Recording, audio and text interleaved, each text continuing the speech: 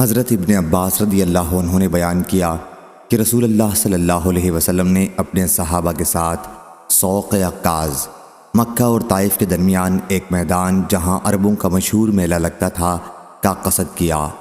اس زمانے میں شیاطین تک آسمان کی خبروں کے چرا لینے میں رکاوٹ پیدا کر دی گئی تھی اور ان پر آسمان سے آگ کے انگارے چھوڑے جاتے تھے۔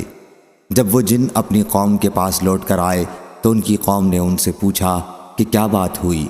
انہوں نے بتایا کہ آسمان کی خبروں میں اور ہمارے درمیان رکاوٹ کر دی گئی ہے اور ہم پر آسمان سے آگ کے انگارے برسائے گئے ہیں۔ انہوں نے کہا کہ آسمان کی خبروں اور تمہارے درمیان رکاوٹ ہونے کی وجہ یہ ہے کہ کوئی خاص بات پیش آئی ہے، اس لیے ساری زمین پر مشرق و مغرب میں پھیل جاؤ اور تلاش کرو کہ کون سی بات پیش آ گئی ہے۔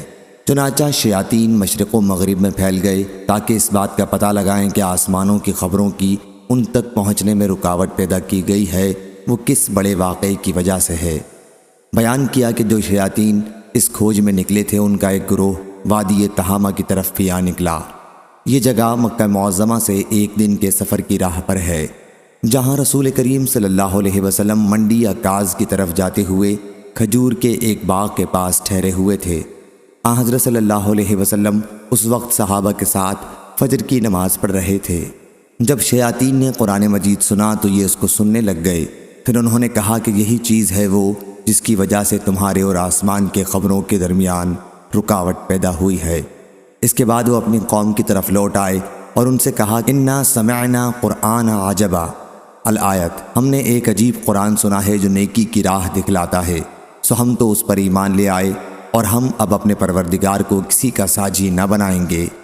اور اللہ تعالیٰ نے اپنے نبی صلی اللہ علیہ وسلم پر یہ آیت نازل کی، قل اوحی الی انہ استمع نفر من الجن، آپ کہیے کہ میرے پاس وحی آئی ہے اس بات کی کہ جنوں کی ایک جماعت نے قرآن مجید سنا، یہی جنوں کا قول حضرت صلی اللہ علیہ وسلم پر نازل ہوا۔ صحیح بخاری حدیث نمبر 4921۔